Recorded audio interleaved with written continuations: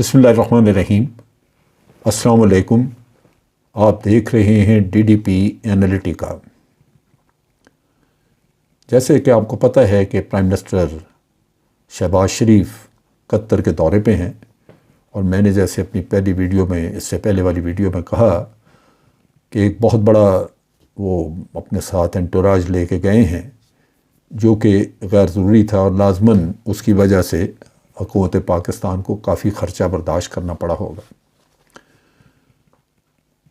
जो विज़िट का मकसद है बुनियादी तौर पे वो वही कि पाकिस्तान की माली मुश्किलात को हल करना। जैसा कि हमें अंदाज़ा है कि आजकल हमारे फॉरेन एक्सचेंज के रिज़र्व बड़े कम हुए पड़े हैं, उसके साथ साथ हमारा करंट अकाउंट डेफिसिट भी मौजूद है, यानी तिजारत में जो हमें ख़सारा है। ये वो चीज़ें हैं जिनकी वजह से इकॉनमी प्रेशर में है और आगे आपके लिए मुश्किल से मुश्किल हालात आते जा रहे हैं, क्योंकि कर्ज़ आपका बढ़ता जा रहा है। कतर में जाके रिक्वेस्ट की प्राइम मिनिस्टर ने उनको कि जी आप हमारे मुल्क में पैसा इन्वेस्ट करें। चुनाचे आज एक अनाउंसमेंट आई जिससे पता चला कि कतर की जो अपनी इन्वेस्टमेंट अथॉरिटी है, रॉयल इन्वेस्टमेंट अथॉरिटी, वो $3 अरब की इन्वेस्टमेंट करना चाहती है। देखने की बात यह है कि ये इन्वेस्टमेंट है किस सेक्टर में। सुनने में ये आ रहा है कि रूजवेल्ट होटल, जो कि PIA की मलकियत है और अमेरिका में है, इसी तरह PIA चूँकि ये खसारे में है, ये वो एंटिटीज़ हैं, और इसके अलावा और मज़ीद इसी तरह के प्रोजेक्ट्स इनमें के कतर को शेयर्स दिए जाएंगे। शेयर सस्ते होंगे, सो नेचुरली कतर को इससे काफ़ी फ़ायदा होगा। इसका जो बैकग्राउंड और हिस्ट्री है, अगर आप उस पर नज़र डालें तो आपको याद होगा कि कतर के साथ नवाज शरीफ की गवर्नमेंट के दौरान गैस की ख़रीदो फ़रोख्त का उनसे एग्रीमेंट किया गया था, जो प्रेशर में रहा, और उसके बारे में अक्सर कहा जाता रहा कि उसमें किकबैक्स ली गई हैं। नतीजा ये कि कतर से गैस का जो एग्रीमेंट हमने किया उसके ज़रिए गैस हमें महंगी मिलेगी। वो किस हद तक दुरुस्त है इसकी तहकीकात वगैरह होती रही, लेकिन आपको पता है कि मेगा करप्शन केसेस में पाकिस्तान में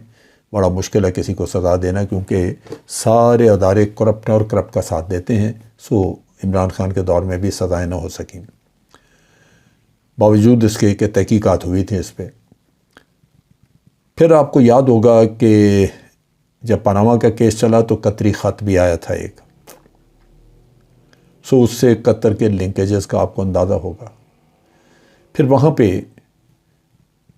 कतर में पाकिस्तान के एक आप कह लीजिए मशहूर आदमी, जिन्हें यहाँ पाकिस्तान में एहतसाबुर रहमान कहते हैं, वो वहाँ पे बिज़नेस करते हैं। रेडको उनकी बड़ी मशहूर कंपनी थी, और मियाँ साहब के वो बड़े करीबी दोस्त थे। चुनाचे उन्हीं की बेटी के साथ मरियम सफदर के बेटे जुनैद की शादी हुई पिछले दिनों। सो वो वहाँ पे मौजूद हैं, और उनका रॉयल फैमिली में इन्फ्लुएंस भी काफ़ी है, और वो एक लिंक के तौर पे काम भी करते रहे हैं हमारे नवाज शरीफ साहब की फैमिली से और रॉयल फैमिली के दरमियान। अब ये सारे डील जो हो रहे हैं ये किस हद तक क्लीन है, इनमें क्या फेवर्स दी जा रही हैं एक दूसरे को, ये कम से कम इस वक्त पे तो सामने नहीं आएंगी। आज के हालात में आप अगर देखें तो बज़ाहिर ये चीज़ अच्छी लगती है कि पाकिस्तान में अगर $3 बिलियन की इन्वेस्टमेंट आ रही है तो चलिए $3 बिलियन यहाँ कोई लेके आएगा। एक वक्त था कि यहाँ पे इमरान खान के दौर में शहज़ादा मोहम्मद बिन सलमान ने $20 बिलियन की, ग़ालिबन $20 बिलियन की उन्होंने इन्वेस्टमेंट का ऐलान किया था, जो कि गवादर के इलाके में उन्होंने करनी थी, कोई ऑयल रिफाइनरी और ऑयल स्टोरेज वगैरह के मामले में। उसको परसू नहीं किया गया, कोरोना का मसला आ गया, फिर चीज़ें कुछ हालात बदल गए, ये चीज़ें चल ना सकें, लेकिन उसको परसू करना चाहिए। अब यहाँ पे $3 बिलियन के साथ جو ایسٹس وغیرہ دیے جا رہے ہیں وہ اس کے بارے میں کوئی واضح بتایا نہیں گیا، یہ چیزیں کچھ صیغہ راز میں رکھی گئی ہیں۔ اس لحاظ سے بہت سارے شکوک و شبہات جنم لے رہے ہیں اور اس میں کافی ساری چہمہ گوئیاں بھی ہو رہی ہیں۔ لہذا ضرورت ہوگی کہ اس سارے معاملے کے اوپر نگاہ رکھی جائے۔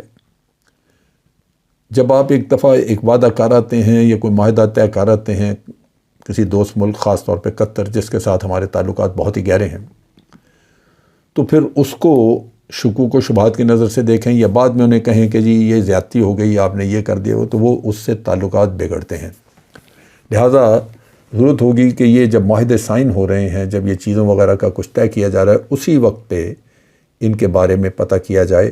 اور پھر بلکہ مطالبہ کیا جائے کہ حکومت صاف طریقے سے سارا اپنی قوم کے سامنے رکھے کہ کیا معاہدے ہو رہے ہیں، کیا دے رہے ہیں، اور جس کے بدلے آپ کو $3 بلین وہاں سے ملے گا۔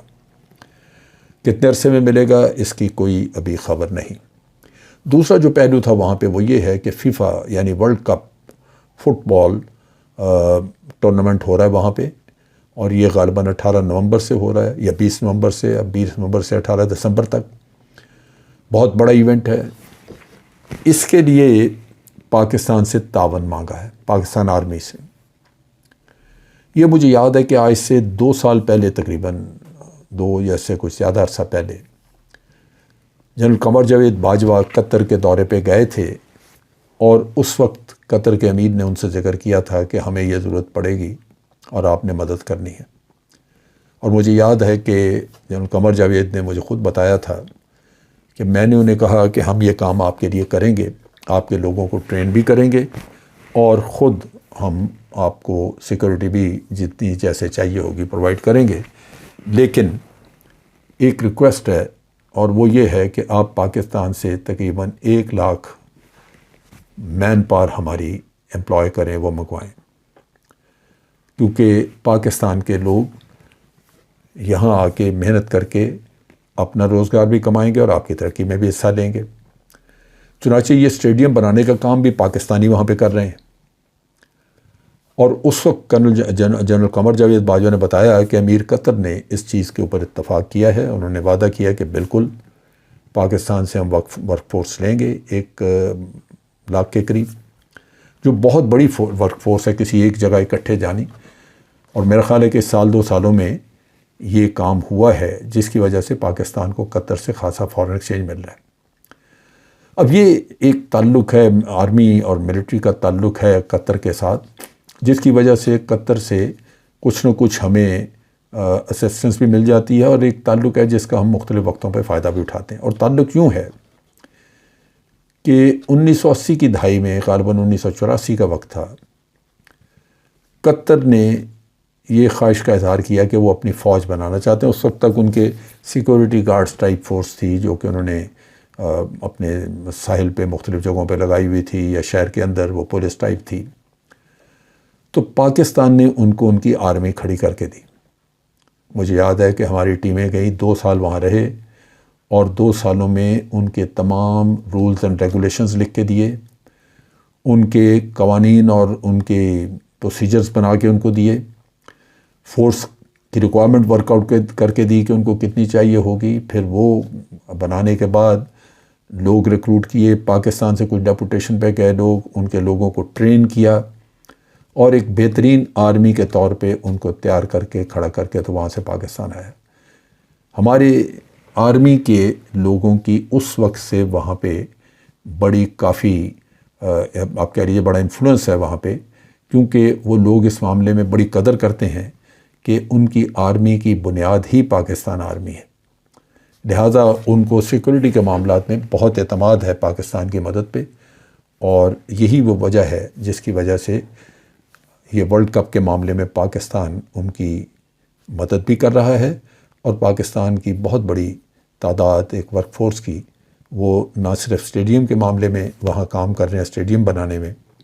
بلکہ اس کے علاوہ بھی وہاں پہ ورکرز کی فورس ہماری آج پاکستان کے تقریباً 2 لاکھ سے زیادہ لوگ وہاں پہ موجود ہیں، جو ہمارے لیے زر مبادلہ کا ایک بہت ہی اچھا ذریعہ ہے۔ تو قطر میں تعلقات موجود ہیں، حالات سازگار ہیں، لیکن جو میاں نواز شریف فیملی کے وہاں پہ موجود ہیں کارندے اور ان کے جو لنکیجز ہیں، ان سے یہ معاملہ مشکوک رہتا ہے کہ یہ جو ایسٹس بیچے جا رہے ہیں ان میں کوئی ایسا کام نہ ہو جائے